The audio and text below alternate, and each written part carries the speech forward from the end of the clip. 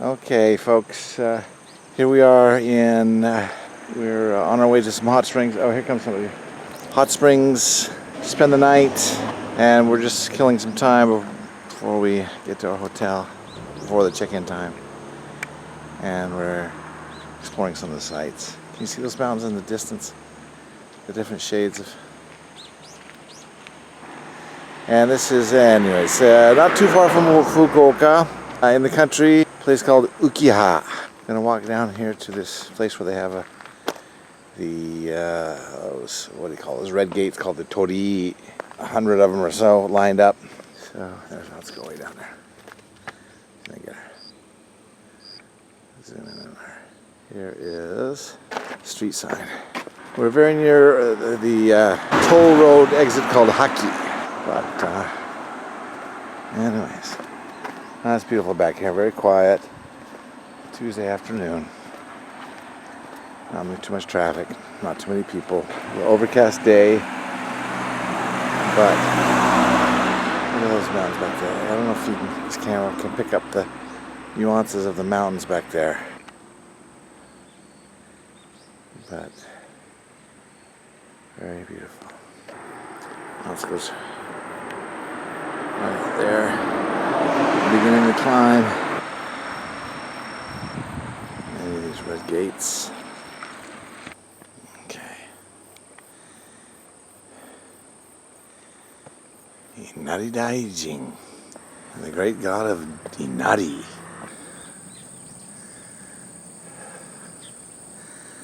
We made it to the second level of these.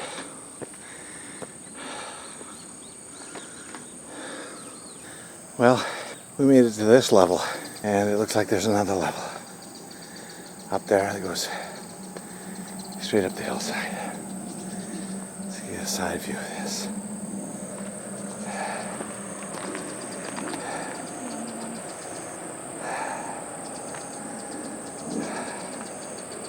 The hot springs that we are staying at, the other side of this valley, somewhere over there. I have to look at the map, but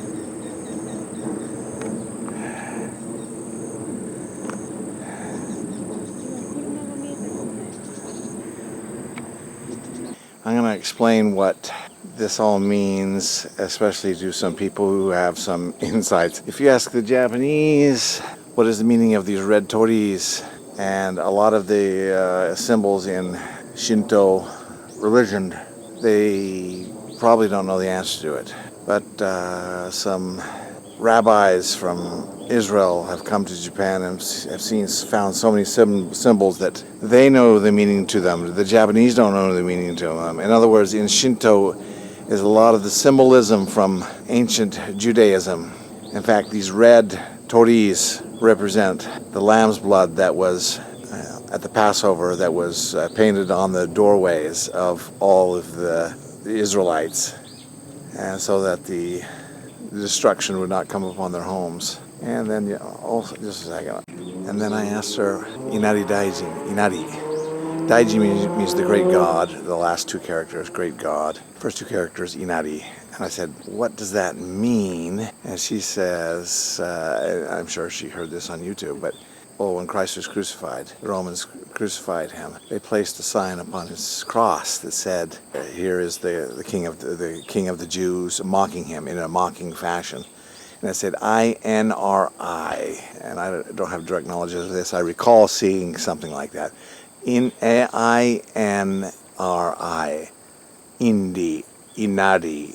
She claims this word is taken from that. In other words, here we have the great God of the Jews, and then the symbol of the great God of the Jews, Jesus Christ, who was later to be born, the Messiah, of course. And then, I'm just thinking out loud here, but this character on the left pillar, no, means to pay or to donate or to give. This one over here, ho, means to serve. So I'm wondering if somehow these two pillars are considered give and donate to the poor, or serve those around your fellow man, kind of the essence of Christianity. And I know this may upset some of the Japanese, but according to many, and you can find this on the internet as well, the roots of Shintoism go all the way back to ancient Judaism. So, anyway, with that in mind, let's go on and press on, move forward here. Now we're near the top. And again, we have the symbol of service, the symbol of giving, service, giving. Kitsune, I'm sorry, they're foxes.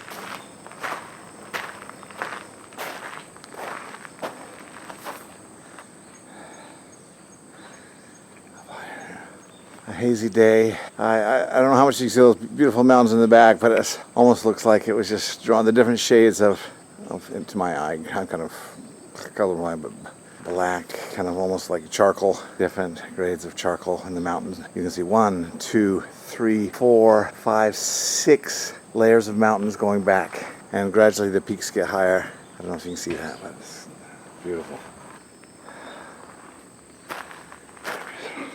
Anyways, we think we've gone as high as we can in this spot, and we've come up on a persimmon orchard, and the view gets better and better. And from the side over here, we're hearing almost like a fireworks going off, not fireworks, firework cannon, shotgun, or something shooting something up there. I hope we're not. Beautiful. And here comes a car. And on the other side, back up here, more persimmon orchard, but we also have some graves.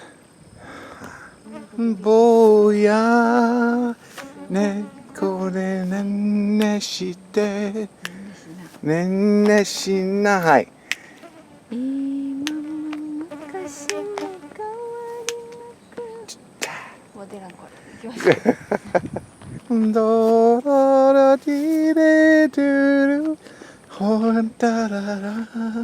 There's these great cartoons that are produced in Japan called the Nihon Mukashi Banashi, the old tales from Japan, and I have all these regional legends and stories that are actual stories they turned into cartoons. Oh, did you hear that? See, somebody shoots up. Ah, what is that?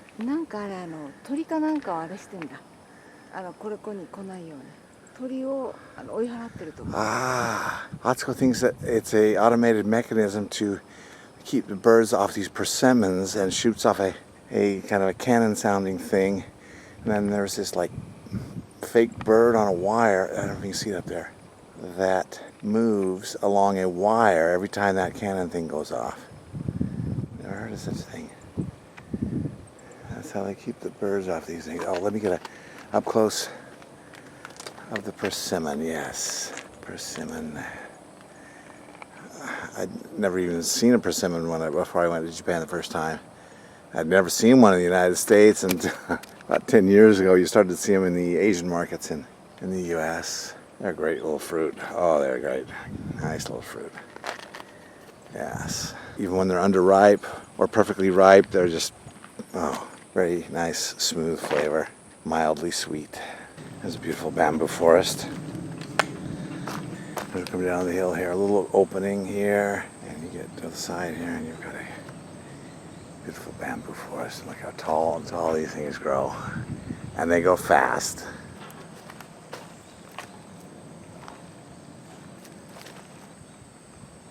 Found another little stairway that goes down to this huge rock that I can't figure out what it is. I'm going to go down close to it and see what that is. And there's spider webs all the way down here.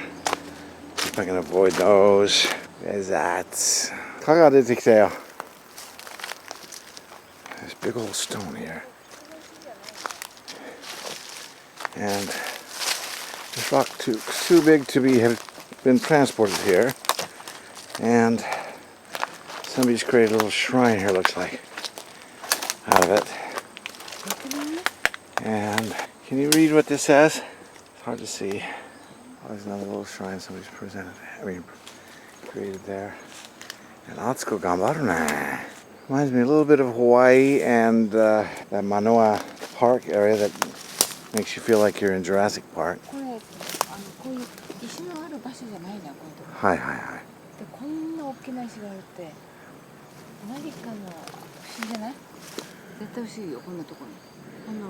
まあここにもあるね、ちっちゃめのやつ。隕石だとか。隕石。隕石だと。Maybe a meteorite, so there's Just like, doesn't appear to be any stones like this anywhere nearby. And then, boom, right here in the middle of nowhere, a big old stone. Big old rock, as if it fell from the sky. And I'm getting eaten alive by mosquitoes.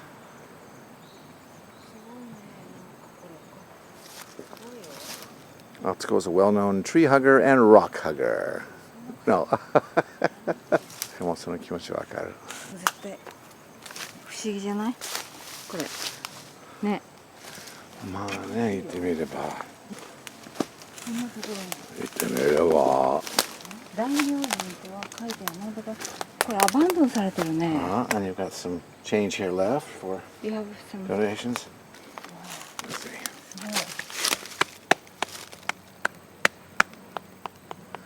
It's not hollow. Where'd this rock come from? Tell me, do. Tell me, do. Where did this rock come from?